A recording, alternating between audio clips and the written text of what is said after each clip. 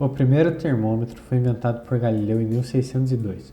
O termômetro era composto de uma parte de vidro arredondada, chamada de bulbo, e um fino pescoço, também de vidro, que servia para ser imerso em um recipiente que contivesse água e corante.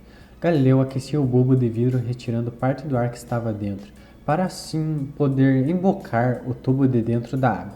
Após mergulhar o tubo dentro da vasilha com água e corante, a temperatura do bulbo voltava ao seu valor normal, fazendo com que a água subisse através do tubo até certa altura. Dessa forma, Galileu podia comparar temperaturas de vários objetos que eram colocados em contato com o bulbo, pois a altura da coluna de água dependia exatamente da temperatura do objeto. Ou seja, quanto maior a temperatura, maior a coluna de água. O termoscópio de Galileu tem funcionamento baseado na dilatação das substâncias. Esse princípio continua a ser usado nos dias de hoje, mas em decorrência do desenvolvimento, outros termômetros mais modernos, baseados em outras propriedades. Esse princípio continua a ser usado nos dias de hoje, mas em decorrência do desenvolvimento, outros termômetros mais modernos, baseados em outras propriedades, como o volume, pressão, resistência elétrica, diferença de potencial, cristais líquidos, etc., foram desenvolvidos. A temperatura é uma grandeza física escalar que pode ser definida como a medida do grau de agitação das moléculas que compõem um corpo. Quanto maior a agitação molecular, maior será a temperatura do corpo e mais quente ele estará e vice-versa. O termômetro. Ele é um aparelho usado para medir a temperatura ou as variações de temperatura. É um instrumento composto por um elemento sensor que possui uma propriedade termométrica, isto é, uma propriedade que varia com a temperatura. O calor. O calor é a energia térmica que passa de um corpo com maior temperatura para o outro com menor temperatura. As escalas termométricas. As escalas termométricas são utilizadas para medir a temperatura, que seria a medida do grau de agitação das moléculas. Ou seja, elas são utilizadas para indicar se um determinado corpo está quente ou frio. Já existiram diversas escalas termométricas ao longo da história, mas apenas 3 são utilizadas nos dias atuais, sendo elas Celsius, Fahrenheit e Kelvin. Essas escalas utilizam como padrão os pontos de fusão e ebulição da água. Já o equilíbrio térmico é a condição em que um corpo encontra-se na mesma temperatura que suas vizinhanças. Observa que todos os corpos que se encontram em temperaturas mais altas que seus vizinhos tendem a ceder-lhes calor, de forma espontânea, até que ambos passem a apresentar a mesma temperatura. Aplicações do cotidiano. O estudo da termologia consegue descrever tanto situações simples como situações complexas, fazendo uso de uma pequena quantidade de variáveis. Ciência dos materiais. Uma das aplicações da termologia está ligada à ciência dos materiais, que estuda meios para a obtenção de novos tipos de materiais, que possuem propriedades químicas e físicas bem definidas. A termologia é uma das bases da engenharia dos materiais, pois os processos de fabricação de novos materiais envolvem bastante a transferência de calor e trabalho para as matérias-primas. Por exemplo, uma peça de cerâmica necessita passar por um processo de cozimento com temperaturas muito elevadas, que chegam a ser superiores a 1000 graus Celsius. Suas propriedades físicas finais dependerão do tempo e da temperatura aos quais ela foi submetida. Nas indústrias de laticínio, a transferência de calor é usada na pasteurização e na fabricação de queijos e manteiga. Nas siderúrgicas, que se dedicam à fabricação de tratamento de aços e ferros fundidos, as altas temperaturas dos fornos causam a fusão de várias substâncias, permitindo a sua combinação e produzindo diferentes tipos de aço. E o último exemplo de aplicação no cotidiano seria na arquitetura.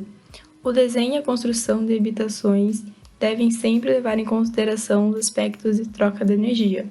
O nosso organismo só pode sobreviver em uma pequena faixa de temperatura onde nosso metabolismo é mais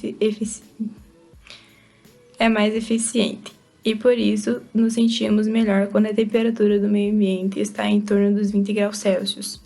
Os projetos urbanos e residenciais levam em consideração os limites, mas devem considerar também o bom aproveitamento dos recursos naturais. Um exemplo é o uso da energia solar para substituir aquecedores de água que funcionam com energia elétrica ou com queima de combustíveis. Equações. Conversão de escalas termométricas.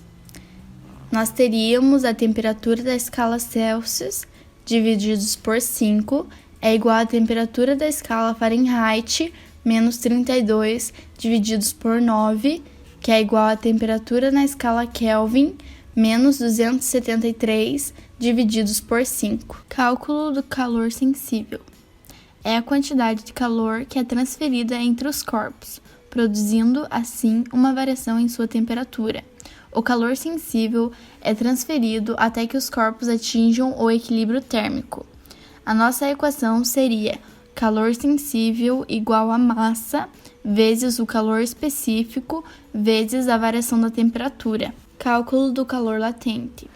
O cálculo do calor latente mede a quantidade de calor por unidade de massa necessária para que ocorra alguma mudança do seu estado físico do corpo. Por isso, a sua unidade de medida de acordo com o sistema internacional é o joule por quilograma. A equação seria: calor é igual a massa vezes o calor latente. Dilatação térmica linear. Quando a variação de temperatura de um corpo modificar a distância entre dois pontos, ocorre a dilatação térmica linear, que pode ser uma variação do comprimento de uma barra no raio de uma esfera, na diagonal de um cubo ou de um quadrado, entre outras.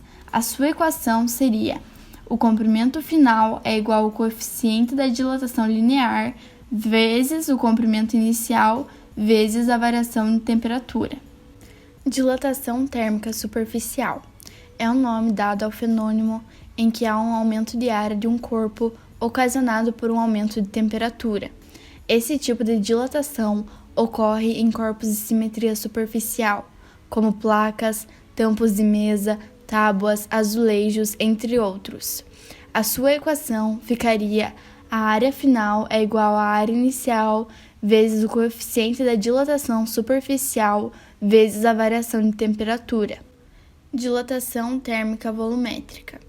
Ocorre quando um corpo com dimensões de altura, largura e profundidade é submetido a um aumento de temperatura. Essa variação de temperatura causa o aumento na agitação das moléculas ou átomos, que constituem o material, fazendo com que elas ocupem maior espaço, elevando assim as dimensões do seu corpo. A sua equação ficaria: o volume final é igual ao volume inicial vezes o coeficiente da dilatação volumétrica vezes a variação de temperatura. Primeira lei da termodinâmica. É uma aplicação do princípio de conservação de energia para os sistemas termodinâmicos. De acordo com essa lei, a variação de energia interna de um sistema termodinâmico equivale à diferença entre a quantidade de calor absorvido pelo sistema e o trabalho por ele realizado, sendo todas as unidades medidas em joule. A sua equação ficaria: a variação de energia interna é igual ao calor menos o trabalho. Sobre a escala da equipe, a qual demos o nome de escala AMD. O ponto de ebulição ou vapor é 545 e o ponto de fusão ou gelo é 45 AMD. Para fazer a transformação de temperatura para as outras escalas ou para a escala AMD, temos 3 fórmulas que podem ser utilizadas, como está apresentando ali no slide. A principal delas é a temperatura X menos ponto de gelo sobre o ponto de vapor menos o ponto de gelo, igual a temperatura AMD menos 45 sobre 500. Para exemplificar o uso da escala, nós pegamos a temperatura de 20 graus Celsius que será transformado para AMD. Aplicando na fórmula, nós temos 20 graus Celsius sobre 100 igual a AMD menos 45 sobre 500. Fazendo a regra de 3, descobrimos que a temperatura de 20 graus Celsius é igual a 145 AMD. Exercícios. UFAC 2012. O álcool etanol possui ponto de fusão igual a menos 114,1 graus Celsius e ponto de ebulição igual a 78,5 graus Celsius positivos. É por isso que em temperatura ambiente, cerca de 20 graus Celsius, o álcool é um líquido. Passando para a escala Kelvin, o ponto de fusão e o ponto de ebulição do etanol são respectivamente iguais a letra A, menos 387,25 e menos 194,65. Letra B, 159,05 e 351,65. Letra C, 387,25 e 194,65. E letra E, 159,05 e menos 351,68. Bom, a resolução. Para converter de graus Celsius para Kelvin, usamos a seguinte fórmula: TK igual a TC mais 273,15, onde TK é a temperatura que nós queremos descobrir, o TC é o grau Celsius que nós já tem, e mais 273, que é aproximadamente o valor de Kelvin. Assim temos, para o ponto de fusão, usando a fórmula, mais 159,05 Kelvin, e para o ponto de ebulição nós temos, usando a fórmula, 351,65 Kelvin. No caso, o que nos dá a alternativa B. Questão 2. A sensação de frio que nós sentimos resulta: letra A, do fato de nosso corpo precisar receber calor do meio exterior para não sentirmos frio. Letra B, da perda de calor do nosso corpo para a atmosfera, que está a uma temperatura maior. Letra C, da perda de calor do nosso corpo para a atmosfera, que está a uma temperatura menor. Da letra D, do fato de a friagem que vem da atmosfera afetar nosso corpo. E letra E, da transferência de calor da atmosfera para o nosso corpo. Resolução. Quando a atmosfera se encontra a uma temperatura menor, o nosso corpo tende a entrar em equilíbrio térmico com o ambiente, por isso sentimos a sensação de frio. Logo, a nossa resposta é a alternativa C.